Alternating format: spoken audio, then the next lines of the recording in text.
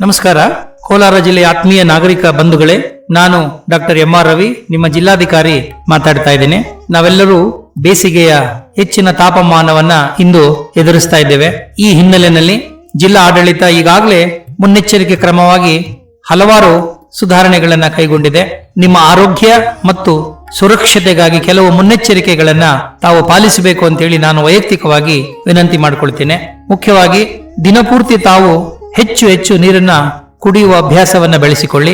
ಮಧ್ಯಾಹ್ನ 12ರಿಂದ 3 ಗಂಟೆವರೆಗೆ ಅನವಶ್ಯಕವಾಗಿ ಹೊರಗಡೆ ತಿರುಗಾಡಬೇಡಿ. ಪ್ರತಿನಿತ್ಯ ಹಗುರವಾದ ತಿಳಿ ಬಣ್ಣದ ಬಟ್ಟೆ ಧರಿಸಿ ತಲೆ ಮೇಲೆ ಟೋಪಿ ಬಳಸುವುದು ಮತ್ತಷ್ಟು ಒಳಿತು. ಮಜ್ಜಿಗೆ, ನಿಂಬೆಹಣ್ಣು ರಸ, ಎಳನೀರು ಸೇವಿಸುವುದು ಬಹಳ ಮುಖ್ಯ.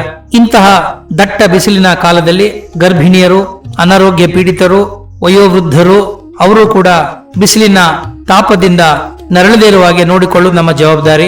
ಬಿಸಿ ಗಾಳಿಯಲ್ಲಿ ಹೆಚ್ಚು ಕೆಲಸ ಮಾಡಿ ಆಯಾಸಗೊಳ್ಳಬೇಡಿ. ಚಹಾ, ಕಾಫಿ ಮತ್ತು ಕೂಲ್ ಡ್ರಿಂಕ್ಸ್ ಗಳನ್ನು ಕಡಿಮೆ ಮಾಡಿದರೆ ಆರೋಗ್ಯ ದೃಷ್ಟಿಯಿಂದ ಒಳ್ಳೆಯದು. ಹಾಗೆ ನಮ್ಮ ಮನೆಯ ಹೊರಗೆ ತಿರುಗಾಡುವ ಪ್ರಾಣಿಗಳಿಗೆ ಮತ್ತು ಹಕ್ಕಿ ಪಕ್ಷಿಗಳಿಗೆ ಒಂದಿಷ್ಟು ಕುಡಿಯಲು ನೀರನ್ನ ಪಾತ್ರೆಯಲ್ಲಿ ಇಡುವುದರ ಮೂಲಕ ಮಾನವೀಯತೆಯನ್ನ ಪ್ರದರ್ಶನ ಮಾಡಬೇಕು ಅಂತ ನಾನು ನಿಮ್ಮನ್ನ ಕೇಳ್ಕೊತೀನಿ.